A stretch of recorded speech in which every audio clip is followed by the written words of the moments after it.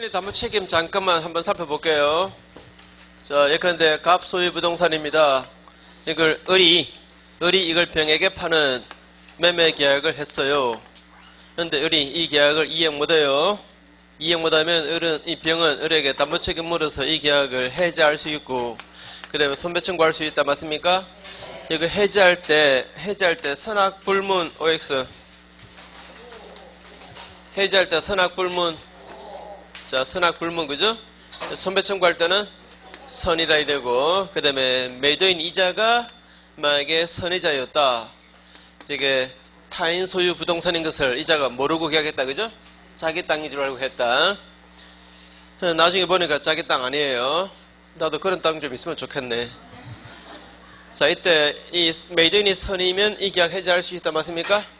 자, 매도인이 선이면 이 계약 해지할 수 있어요. 해지할 수 있는데, 이때 만약에 이자가 병이 선이자라면 이자인데 손해배상해 줘야 됩니다. 맞습니까?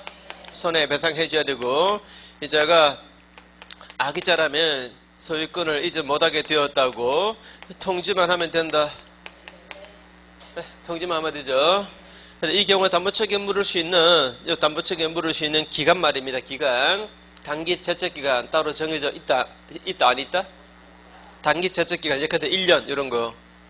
자, 단기 제척기간 따로 정해져 있지 않습니다. 따로 안 정해져 있어요. 안 정해져 있으니까 해제권은 형성권이기 때문에 10년의 제척기간입니다. 그 다음에 이거는 채권이기 때문에 채권은 또 10년 소멸시효 걸려요. 예? 기간 안 정해져 있으면 이거는 10년 제척기간 형성권은, 일반 채권은 10년 소멸시효 이래요. 맞죠? 아무튼 이거는 단기 제척기간 따로 정해져 있지 않습니다. 제척기간 따로 정해져 있지 않은 거 요거 말고 또 하게 되는데 기억 날 리가 없죠. 뭐라고요? 뭐라고 말씀하시는데 뭐라고요? 자, 그거 좀 이따 할게요. 자, 갑이 어떤 땅을 을에게 팔았어요. 팔았는데 매매 대상의 토지 중에 일부분은 제3자 병 소유일 때 말입니다. 이 경우도 갑은 이 부분 소유권 취득해서 을에게 이전해 줘야 되죠. 못 해주면 이 부분의 비율만큼 대금을 깎아달라 할 수 있죠, 그죠? 가명 청구. 그 다음에 잔존한 부분만이라면 매수하지 않았을 경우라면 해지할 수 있고, 만약에 손해가 생겼다면 그 손해배상을 청구할 수 있죠. 자, 가명 청구할 때 선이라 해야 된다. 아니면 선악불문이다. 이거 중요해요. 꼭 기억하셔야 돼요. 선악불문입니다. 선악불문. 악이자라도 가명 청구할 수 있어요. 나머지 해제 손배 청구할 때는 선이라 해야 됩니다. 선이. 그 다음에 갑소의 땅인데 을이 이걸 사면서 이게 1000평이어서 그래서 매매 단가는 그 평당 10만원 잡아서 매매 대금을 1억으로 이렇게 정했던 거예요. 그래서 1000평이어서 그래서 대금을 1억으로 잡았습니다. 근데 계약하고 나서 보니까 이게 실제 청약해 보니까 800평밖에 안 나온다. 이랬을 때 을은 200평 값을 깎아달라 할 수 있다, 그죠? 감액을 청구할 수 있고, 그 다음에 800평이면 매수하지 않았을 경우라면 뭐 할 수 있고 해지할 수 있고, 만약에 손해가 생겼다면 손해배상을 청구할 수 있습니다. 이때 감액 청구할 때 선악불문 아니면 선의. 요거는 선이라 해야 돼요. 자, 권리의 일부가 타인에게 속할 때에는 이자가 악이자라도 감액 청구할 수 있습니다. 근데 수량이나 면적 부족은 알았다면 감액 청구 안 돼요. 맞죠, 그죠? 면적 또는 수량 부족은 알았으면 감액 청구 안 됩니다. 그 다음에 해제 손배 청구도 이것도 선이라 해야 되고, 그 다음에 갑 소유 땅을 을이 사겠다고 매매 계약서에다가 도장을 찍었습니다. 도장을 찍고 나서 나중에 알아서요, 이 땅에 지당권이 있는 것을 처음에는 몰랐단 말입니다. 처음에는 몰라서요, 계약서 도장 찍고 나서 보니까 지당권이 있어요. 그래서 이 지당권 때문에 이 땅을 매입한 목적을 달성 못하게 되면 뭐 할 수 있다? 해지할 수 있고, 다행히 이 지상권이 이 토지의 일부에만 국한된 지상권이다. 그런 것도 있죠, 그죠? 그래서 나머지 땅만 가지고도 매수 목적을 달성 가능하면 손해배당만 준 겁니다. 맞죠, 그죠? 이때 이거 선이라 이래요. 만약에 알고 샀으면 지상권 있는 거 알고 사면은 뭐 그거 문제 못 삼아요, 그죠? 지상권 있는 걸 모르고 샀을 때라야. 그것 때문에 매수 목적을 달성 못하면 해제. 그렇게 안심하다면 손배충구 들어가요. 이런 문제는 이자가 몰랐던, 매수할 때는 몰랐던 지역권이 있더라, 또는 전세권이 있더라, 또는 유치권이 있더라. 다 똑같은 문제 맞죠? 살 때는 몰랐어요. 사고를 안 내면 알았단 말입니다. 똑같은 문제입니다. 그죠? 이런 문제는 이거 똑같은 문제 맞습니까? 갑소유 땅을 의리 사는데 이 땅은 말이죠, 큰 길하고 떨어져 있어서 꼭 지역권이 있어야 그야 이 땅을 매수한 목적이 달성 가능해요. 그런데 지역권이 없다 이 말입니다. 없다. 그걸 이 사람은 몰랐어요. 지역권이 있는 줄로 알고 샀다 이 말입니다. 그죠? 사고를 사버리니까 이거 지역권이 없어요. 그래서 이 땅을 매수한 목적을 달성 못하게 되면 뭐 할 수 있고? 해지할 수 있고, 그리 안심하다면 손배충구할 수 있고. 이것도 이 문제와 똑같은 문제입니다. 있어야 될 지역권이 없을 때도, 없어야 될 지상권이 있을 때와 마찬가지예요. 똑같은 문제입니다. 이거 잘 기억하시고. 그 다음에 갑의 소유 땅에 병의 저당권이 있습니다.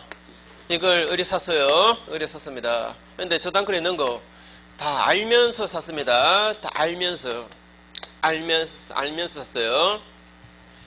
근데 이 저당권이 실행 경매되는 바람에, 이자가 소유권을 잃게 되었다. 또는 소유권을 취득 못하게 되었다. 이러면 이 계약을 해제할 수 있다, OX. 여기 누군가가 한 분이 X라 그랬어요. 누군가가. 어느 분입니까? O예요, O. 자, 알고 샀다 하더라도 이 사람이 이 저당 채무를 인수하고 산 거 아닙니까? 그죠? 자, 막 인수했다는 말 안 나오면 인수하고 산 겁니까? 인수 안 하고 산 겁니까? 인수 안 하고 산 거예요. 맞습니까? 인수 안 하고 산 겁니다. 그렇게 판단하시라 그랬어요. 만약에 저당 채무를 인수하고 샀다면 이때는 담보 책임 물을 수가 없어요. 그죠? 저당 채무를 인수하고 샀다면. 자, 다시 저당 채무를 인수하고 샀다 이런 말 안 나오면 당연히 인수 안 하고 산 거예요. 이자가 이거 다 해결하기로 하고 판 경우입니다. 그렇게 판단하시라 그랬어요. 그런데 이자가 해결 못했으니까 이렇게 된 거 아닙니까? 그죠? 그래서 해제할 수 있고, 그래 이자가 소유권을 잃지 않기 위해서 이 사람의 채무지만 이자가 대신 갚아서 경매를 중단시킬 수도 있겠지, 그죠? 크게 소유된 비용을 다 갑에게 청구할 수 있겠지, 그죠? 자, 이게 소유권을 지키려고 출제한 게 있다면 이거는 전부 다 갑에게 상환 청구할 수 있다, 그죠? 갑에게 다 상환 청구할 수 있고, 그 다음에 손해가 생겼다면 손해배상을 청구할 수가 있습니다. 바로 요게 따로 단기 저책기간은 정해져 있지 않습니다. 단기 저책기간 따로 정해져 있지 않아요. 단기 저책기간 1년 또는 6개월 안 정해지는 거는 1번하고 요겁니다. 두 개 다 보면은 매신 입장에서는 아주 심각한 문제예요. 그래 안 그래요? 이거는 일부가 문제지만 이건 아예 소유권 취득이 안 되는 케이스입니다. 적어도 1번도. 그래 안 그래요? 1번이나 이거나 소유권을 아예 취득 못하는 케이스죠. 이거는 1번만 취득 못하고, 그죠?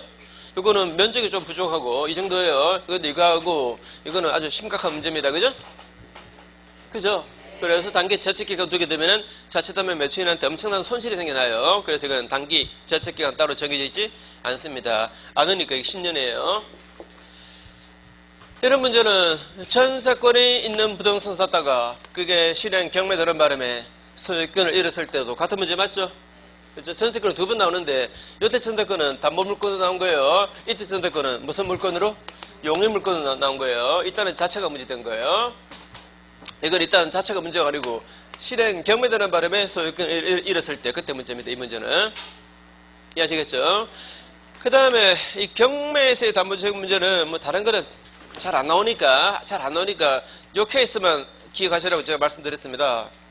갑소유 부동산에 그 채권자 을이 갑명의로 된 부동산에 경매를 해가지고 제3자 C 병이 경락을 받긴 했습니다. 경락을 받긴 했는데 등기만 갑업으로 돼 있지 이 땅의 실적 소유자는 갑다시다. 이 사람이 이 땅의 실적 소유자입니다. 그럼 이 경매 잘못한 거예요. 이 등기는 원인 무효 등기예요. 이러면 채권자는 채무자 소유 아닌 다른 사람 소유 재산을 경매한 거잖아요. 그러면 이 경매가 효력이 있어요 없어요? 없습니다. 경매 절차가 아예 무효예요. 그래서 이자가 경락 대금을 다 완납했어도 소유권 취득이 안 돼요. 이때 이자가 배당금을 받아갔다. 배당 받아갔습니다. 채권자가 배당 받아갔어요. 이 사람은 이때는 경매 절차가 무효라면 일단은 담보 책임 물을 사안이 아니고 무효의 일반적인 효과, 즉 부당이득 발환 청구 이 문제라 그랬어요. 기억납니까? 네? 부당이득 발환 청구 이 문제입니다. 기억나시죠? 그죠? 현재 갑 소유 부동산에 건물을 어디 샀습니다. 여기 샀는데 건물 자체 문제 있습니다. 건물 자체 벽이 갈라졌어요. 이랬을 때 그 갈라진 정도가 너무 심하다 이러면 뭐 할 수 있고 해제할 수 있고 그렇게 안 심하다면 손배 청구할 수 있습니다. 이때는 이 사람은 선의에다가 무과실 일해야 되는데 맞습니까? 무과실까지 요구되는 경우는 이것밖에 없어요. 이게 580조입니다. 이 580조가 경매 이런 경우는 경매에는 적용된다 된다?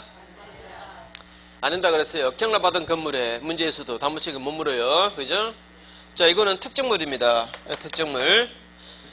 현재 종류물, 슈퍼에서, 갑이 운영하는 슈퍼에서 물건을 샀는데 사고 나서 보니까 물건에 하자가 있어요. 하자의 정도에 따라서 해제 또는 손배 청구할 수 있는데 슈퍼에 있는 물건은 종류물이죠.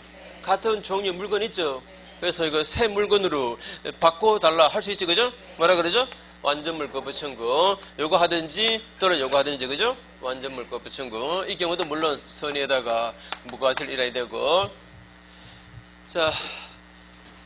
이 사람이 건축 목적으로 땅을 샀습니다. 또는 호텔을 신축할 목적으로 땅을 사는데 이게 건축 허가가 안 나오는 땅이에요. 호텔 신축인 허가가 안 나오는 땅입니다. 이게 원칙적으로 담보책임 문제가 됩니까? 안 됩니까? 원칙적으로 담보책임 문제가 돼야 안 돼요? 또는 착오 문제가 원칙적으로 돼야 안 돼요? 안 되잖아요. 그죠? 이게 호텔 신축인 허가 나오는 땅인지 안 나오는 땅인지 그런 법률적 제한이 있는지 없는지는 사는 사람이 잘 알아보고 사야 돼요. 사고 나서 그런 게 있다고 해서 이거 물으자. 없던 걸로 하자. 이러면 안 돼요. 그죠? 담보책임 못 물어요. 다만 파는 사람이 이거는 인허가 나온다. 내가 보증한다. 라고 팔았다거나 그거 나오는 것을 당연한 전제로 하겠다면 이때는 담보책임 문제가 된다 그랬어요. 이때 담보책임 문제가 될 때 말입니다. 담보책임 문제가 될 때 이게 물건의 하자냐 아니면 권리 하자냐 어느 쪽으로 물건의 하자로 봐요. 물건의 하자. 다시 이 법률적인 장애가 있다. 법률적인 장애. 즉 호텔 신축인 허가 안 나와요. 그러면 아파트 신축인 허가 안 나옵니다. 또 토지 건축 허가 안 나와요. 이런 법률적 장애가 있는 거 이거는 원칙적으로 담보책임 문제가 되지 않습니다. 예외적으로 법률적 장애가 없다는 걸 내가 보증한다 라고 팔았다거나 그걸 당연한 전제로 계약했다면 그때는 담보책임 문제가 돼요. 될 때 말입니다. 이게 물건의 하자냐 권리 하자냐 어느 쪽으로 본다? 물건 하자로 봐요. 그러면 이 물건의 하자는 계약 당초부터 있었던 하자라야 이게 담보책임 문제가 돼요. 계약하고 난 다음에 그 다음에 생긴 하자라면 이거는 하자가 왜 생겼는가에 따라서 그건 메이드인 잘못 때문에 생겼다 이러면 이거는 불완전 이행 책임 즉 채무 불이행으로 가요. 말을 너무 많이 했습니까?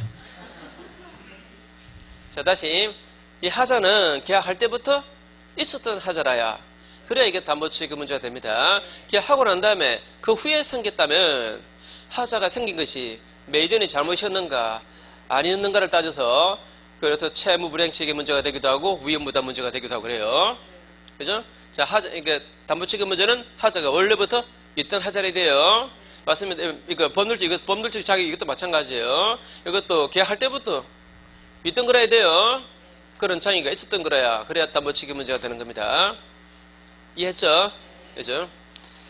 대충 한번 살펴봤고 한 가지만 채권을 팔면서 채권을 팔아요. A가 B에 대해서 채권을 가지고 있는데 이 채권을 C에게 팔았습니다. 근데 이자가 돈 벌어 돌아가니까 이자가 돈이 없는 사람이에요. 무자력자입니다. 무자력자. 이랬을 때 C는 A 보고 책임지라 라고 원칙적으로 할 수 있는가? 있습니까? 없습니까? 있어요? 없어요? 원칙적으로.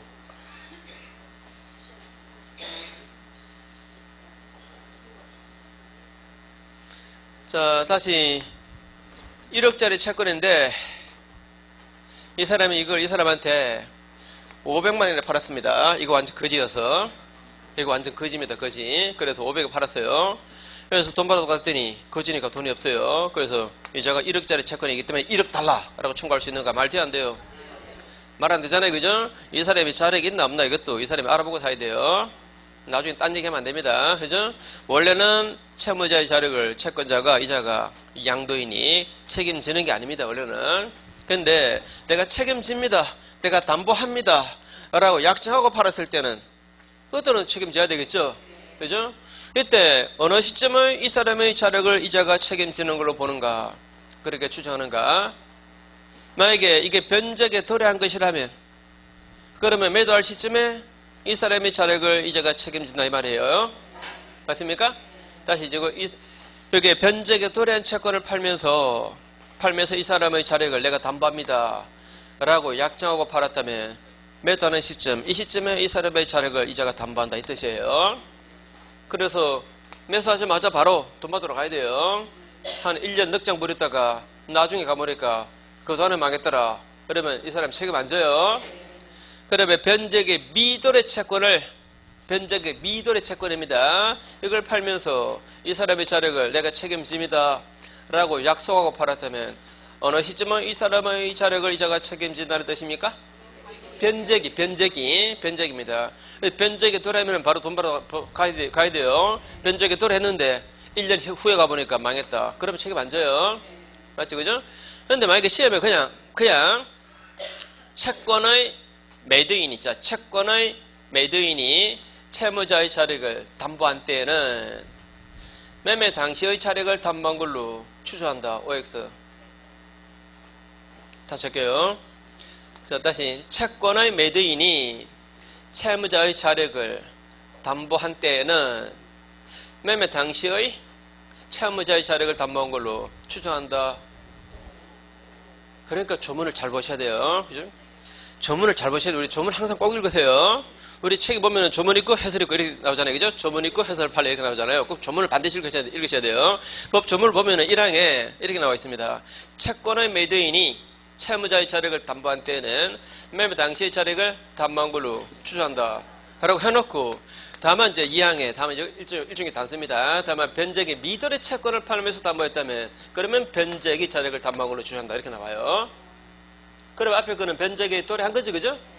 도래한 거니까 그게 앞에 말이 안 붙어 있는 거예요. 자, 다시 채권을 파는 자가 채무자 자력을 담보했다면 매매 당시의 자력을 담보한 걸로 추정한다 해놓고 다음에 변적이 미도래라면 그러면 변적의 자력을 담보한다. 이렇게 나와요. 그 조문을 그대로 뺐으니까 맞는 문장입니다. 그게. 그래서 조문을 꼭 읽으셔야 돼요. 그죠? 해석상 이게 변적이 미도래니까 이거는 도래한 걸 가지고 얘기하겠죠. 그죠? 예. 그죠? 그래 조문을 꼭 항상 잘 읽으셔야 돼요. 그러면 변적의 자력을 담보한 것으로 또는 매매 당시의 자력을 담보한 걸로 간주한다. 여러분 또 X예요. 추정한다. 그죠? 추정합니다. 추정. 간주한다 아니고 추정한다. 우리 시험 범위내에서는 본다, 간주한다 이런 말은 어디에 나오죠? 어디만 나와 있죠? 주택임대차에서 기간을 정하지 않았거나 2년 미만으로 정한 임대차는 2년으로 본다 또 상가임대차에서 1년으로 본다 이러면 나오죠? 이거 말고는 전부 다 추정이에요. 예? 그거 말고는 전부 다 추정한다 이렇게 돼 있어요. 자, 그 다음에 528페이지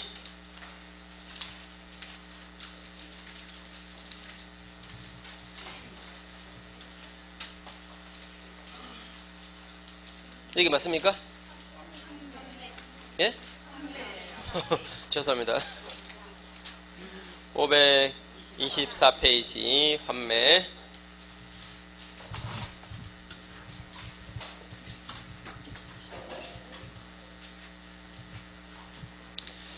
자, 갑이 이 부동산을 을에게 환매 특약 하에 팔고 이전 등기를 했습니다.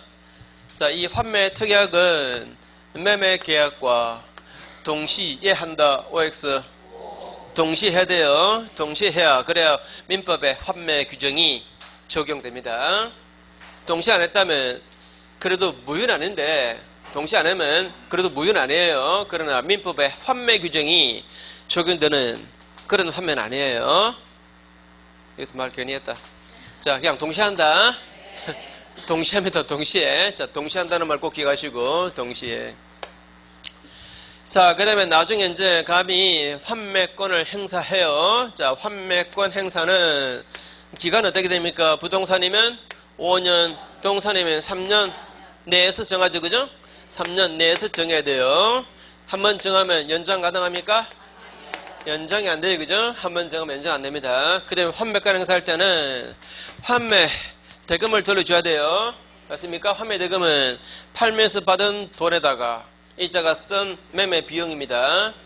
이자 등기할 때 돈 들어가죠. 그죠? 그 비용 말입니다. 이자가 받은 매매 대금 플러스 이자가 쓴 매매 비용 합치면 그게 뭐다? 환매 대금. 자, 환매 대금을 이쪽에서 돌려줘야 되고, 이쪽에서는 이제 물건을 돌려줘야 되죠. 그죠? 물건을 돌려줘야 됩니다. 이때 이자가 물건을 환매권 행사 당할 때까지는 사용해왔잖아요. 그죠? 이제 돌려줄 때까지는 사용해왔죠? 그 사용료가 뭐죠? 과실 문제, 이런 문제가 생길 거고, 이 사람은 받은 매매 대금을 일정 기간 사용했잖아요. 그 이자 문제가 생겨날 수 있겠죠? 이거는 다른 특별한 약정 안 했다면 뭐 한 걸로 본다? 상기한 걸로 봐요. 서로 상기한 걸로 봅니다. 혹시 이 문제는 어떻습니까? 만약에 이자가 이 목적물에 뭐 지붕에서 물이 새서 이거 자기 돈 들여서 고쳤습니다. 피리비가 들어갔다거나 또는 유입비가 만약에 들어갔다. 이랬을 때 환매권 행사 당하면 물건 돌려줄 때 이 비용 달라는 청구 가능할까요? 이 비용 달라는 청구 가능할까 안 가능할까? 어떻게 알았어요? 그냥 찍었습니까? 언젠가 한번 말씀드렸죠. 물건 돌아서 나갈 때는 무조건 비용 얘기 나온다고. 예? 물건 돌아서 나갈 때는 항상 비용 문제가 나가요. 비용 달라는 얘기 나옵니다. 근데 딱 두 가지만 다시 물건 돌아서 나갈 때는 피리비고 유입비용 간에 다 청구 가능해요. 근데 그 뭡니까? 피리비 상환 청구 못하는 경우 딱 두 개 있었죠. 그죠? 누구하고 누구? 피리비 상환 청구 못하는 사람. 전세권자, 지당권자 두 사람은 피리비 상환 청구 못하잖아요. 딱 두 개만 예외고 나머지는 전부 다 피리비, 유입비 다 상환 청구해요.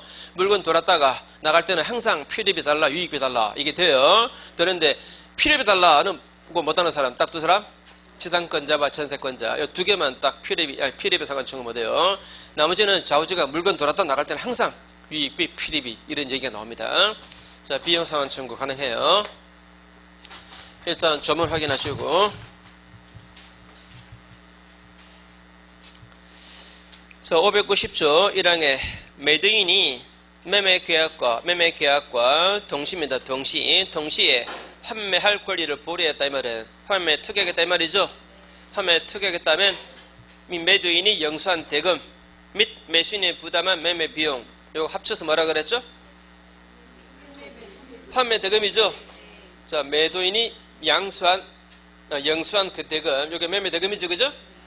매매 대금 및 매수인이 부담한 매매 비용 자 합쳐서 환매 대금 이걸 반환하고 목적물을 다시 환매 되사올 수 있다. 그 다음에 사망의 목적물의 과실과 대금의 이자는 다른 특별한 사정 없다면 약정 없다면 뭐 한다? 서로 상기한 걸로 좋습니다. 이게도 본다. 말 잘못했네 아까. 자, 본다. 어떻게 말하자마자 왜 톡 튀어나오냐? 상기한 걸로 본다. 자, 상기한 걸로 본다. 그 다음에 밑에 환매 기간. 자, 환매 기간은 부동산은 몇 년? 5년. 동산은 3년.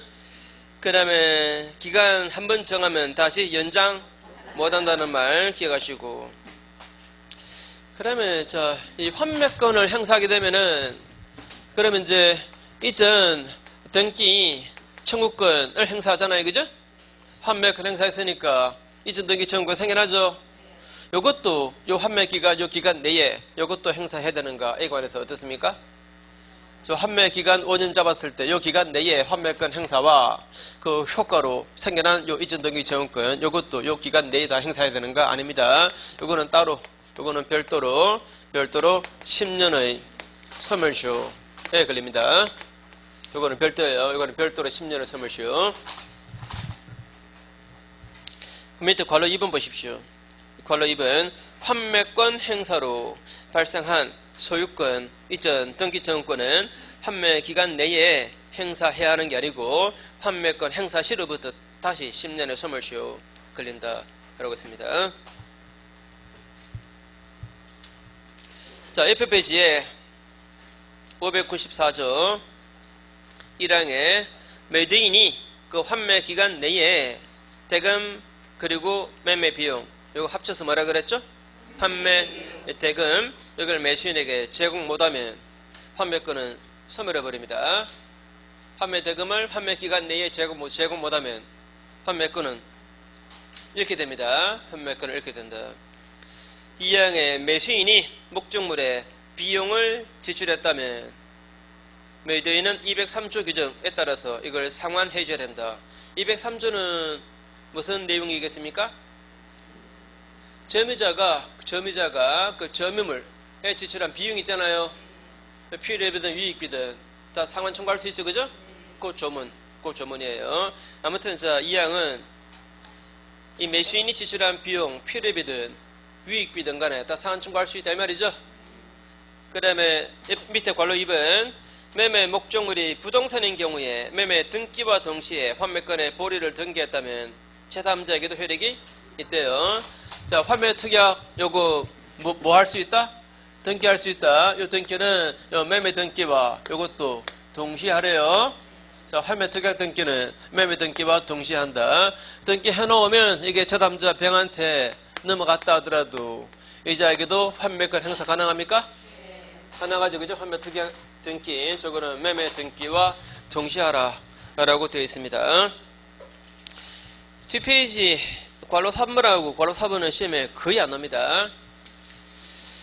거의 안 나오는데 안 나온다라고 장담은 못하고 아무튼 거의 안 나와요. 그래서 혹시 나는 90점을 넘겨야 그래야 나는 존심을 뭐 회복할 수 있겠다 싶으시면 보세요. 그러니까 여유 있는 분만 보세요. 여유 없으면 보지 마세요. 그 다음에 뒤로 넘어가셔서 528페이지 교환입니다. 교환. 자, 교환은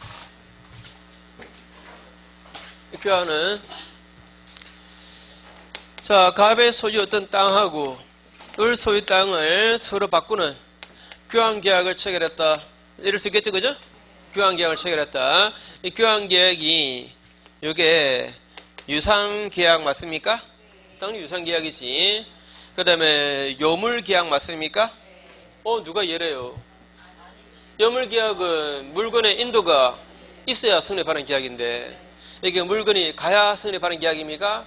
아니죠. 서로 바꾸자는 의사의 합체만으로 성립하는 계약이죠. 요물계약 아니에요. 무슨 계약? 낙선계약이에요. 낙선계약. 요물계약 아닙니다. 또 한 가지는 자, 우리 앞에서 매매할 때 매매에 관한 법 조문은 다른 유상계약에도 준용한다 이런 말 기억나요? 안 하면 지금 기억하세요. 자, 매매에 관한 법 조문은 다른 유상계약에도 준용됩니다. 성질에 반하지 않는 한 말입니다.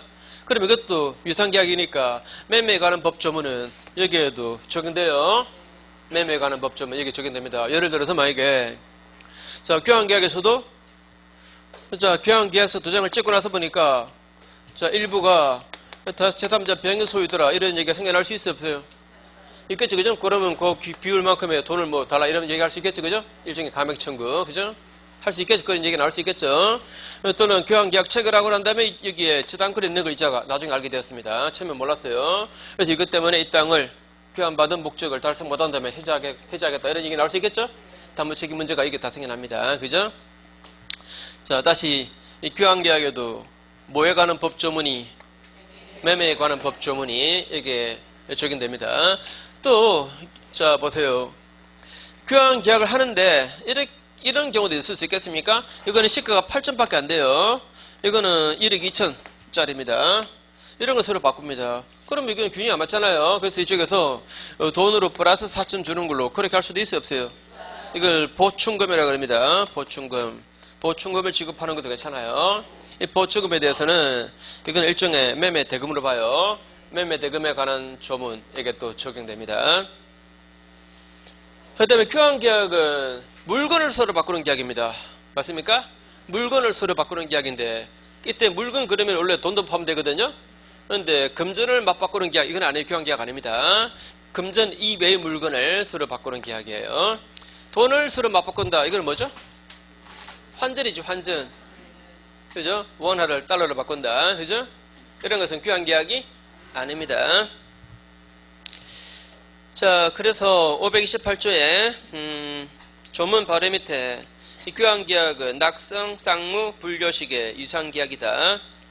자, 요물계약 아닙니다. 그 다음에 두 번째 저 끝에 교환계약은 유상계약이니까 매매에 관한 규정이 준용됩니다. F페이지 제일 위에 조문 당사자 일방이 전조의 재산권의 이전과 금전의 보충 지급을 약정했다면 그 금전, 이게 보충금이라고 그랬죠? 이 보충금에 대해서는 매매 대금에 관한 규정이 또 적용됩니다. 그래서 조문 바로 밑에 두 번째 줄 중간에 보충금에 관해서는 매매 대금에 관한 규정이 적용된다는 거. 그 다음에 임대차입니다. 뒤로 넘어가시고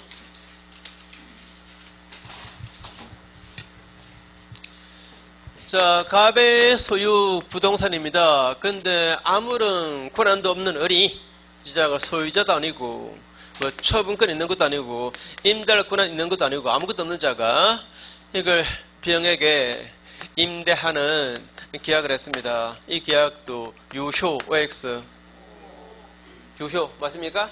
자, 이전에 X 그러면 안 돼요. 자, 이것도 유효. 요건데 이 계약대로 이 사람이 사용할 수 있게끔 이 사람은 해줘야 된다. 그죠? 해줘야 됩니다. 못 해주면 또 책임 묻는 거죠. 그죠? 이 자한테 과실이 있다면 채무불이행 책임 물을 수도 있고 과실 없어도 담보 책임 물어서 해지하고 선배청 가능해요. 이것도 유상계약이잖아요. 유상계약이니까 매매에 관한 법조문이 여기도 준용됩니다. 이것도 일종의 담보 책임 문제 맞죠? 그죠? 담보 책임 물어서 해지하고 선배청 가능해요. 자, 아무튼 임대차 계약은 임대인이 매매 목적물의 소유자 아니어도 임대할 권한 없었다 하더라도 계약 자체는 유효입니다. 그래서 밑에 3번에 괄호 1번 530페이지입니다. 중간에 3번에 괄호 1번에 동그라미 1번 목적물에 대한 임대인의 소유권, 기타, 처분, 임대할 권한 이런 것은 임대차 계약의 성립 요건이 아니래요.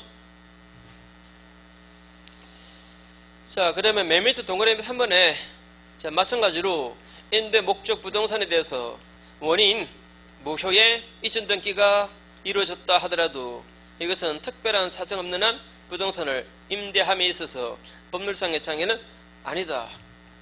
자, 무슨 말입니까? 저 갑이 이 부동산의 실제 소유자입니다. 이걸 을에게 임대하는 계약을 체결했어요. 그런데 임대 목적물이 이게 제3자 병액으로 이쪽으로 원인 무효의 이전 등기가 되어 있을 때 을이 얘기를 문제 삼아서 이 계약을 뭐 해지하겠다 이런 얘기 당장 할 수 있는가? 어때요? 자, 임대 목적물이 제3자에게로 원인 무효의 이전 등기가 되어 있단 말입니다. 이게 이 계약의 성립 요건에 무슨 성립에 무슨 문제가 생기는가? 좌우주간 이자가 이 계약에 따른 사용을 할 수 있게끔만 이자가 해주면 될 거 아닙니까? 그죠? 이거 자체가 곧 이 계약의 문제가 되는 것은 아니에요. 맞죠?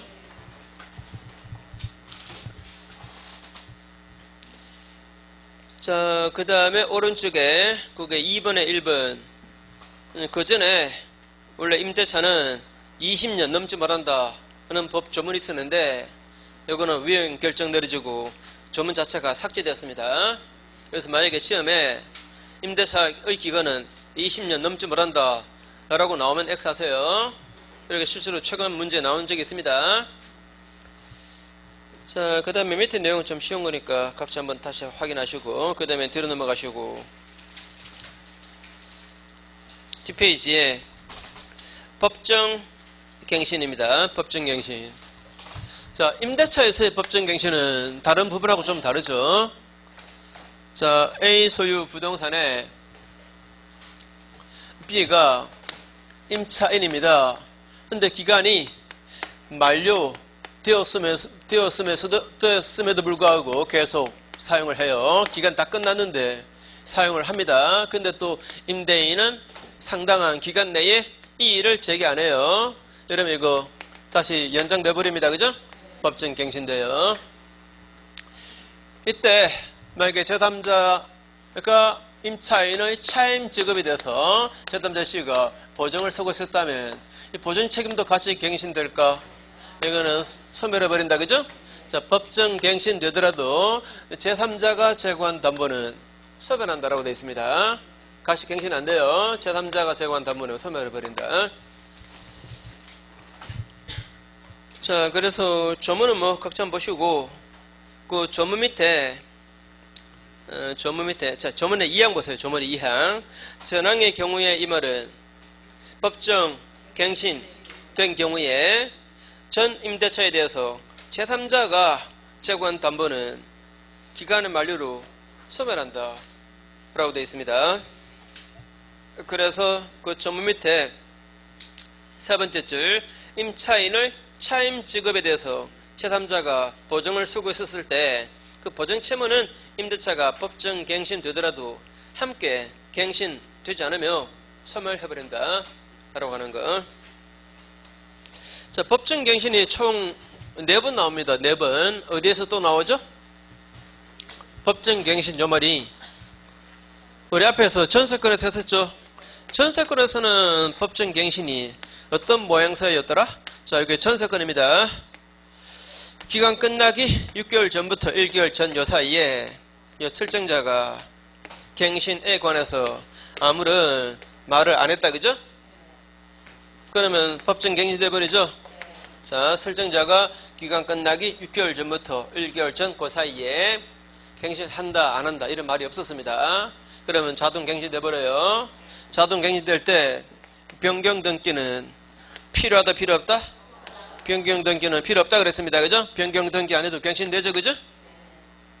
자, 그 다음에 이 부동산의 소유자가 바뀌었다 하더라도 이 을은 아직 변경 등기 안 한 채 이 갱신된 이 전세권을 행사할 수 있다. 맞습니까? 맞죠? 다음에 요거 기간은 정하지 않은 걸로 봐요. 이것도 마찬가지입니다. 기간은 정하지 법정 갱신되면 기간은 정하지 않은 걸로 봐요. 요것도 기간은 정하지 않은 걸로 보고, 자, 법정 갱신되면 기간은 정하지 않은 걸로 보아서 설정자도 전세권자도 서로가 뭐 할 수 있다? 소멸을 통과할 수 있습니다. 어느 쪽에서 소멸 통과된 간에 다 몇 개월입니까? 둘 다 6개월입니다. 이것도 6개월, 이것도 6개월이에요. 그죠? 이것도 기간 안 정한 걸로 보니까 이것도 기간은 기간은 정하지 않은 걸로 보니까 서로가 뭐 할 수 있다? 서로가 해지를 통과할 수 있습니다. 이것도 해지를 통과할 수 있고, 이 경우는 임대인이 해지를 통과하면 몇 개월? 6개월이고 임차인이 해지를 통과하면 1개월입니다. 이거 좀 달라요. 이거하고. 그죠? 이건 어느 쪽에서 소멸 통과했던 간에 다 몇 개월? 6개월입니다. 요거는 6개월, 요거는 1개월입니다. 요거는 임차인에게 유리하게 돼 있다 그랬죠? 임차인에게 유리해요. 그 다음에 법정 갱신이 또 어디에서 또 나오더라? 주임법하고 상임법하고, 그죠? 주임법하고 상임법에서. 자, 주임법에서는 어떻게 되어 있습니까? 기간 만료되기 6개월 전부터 1개월 전 그 사이에 임대인이 갱신에 관해서 아무런 말 안 했다. 이러면 법정 갱신됩니다. 임차인도 기간 끝나기 1개월 전까지 아무런 말 안 했다면 법정 갱신돼요. 이때 법정 갱신되면 기간이 어떻게 됩니까? 이거는 2년 되죠? 이거는 2년 돼요. 다만 임차인은 언제든지 해지 통과할 수 있고. 그래서 상가는 또 어떻게 나옵니까? 상가는 자, 임대인이 기간 끝나기 6개월 전부터 1개월 전 요 사이에 갱신에 관해서 아무런 말 안 하면 법정 갱신돼요. 근데 임차인이 기간 끝나기 1개월 전까지 아무런 말 안 했을 때 법정 갱신된다. 이건 X입니다. 이건 X예요. 이거는 임차인이 1개월 전까지 아무런 말 안 했다. 이건 법정 갱신 사유 아닙니다. 왜 그랬다 그랬죠? 상가 임차인에게는 갱신 요구권이 따로 있으니까, 예? 상가 임차인에게는 뭐가 있다? 갱신 요구권이 따로 있어요. 이거는 필요 없는 겁니다. 그래서 그죠? 자, 아무튼 이 법정 갱신되면 기간은 몇 년? 1년.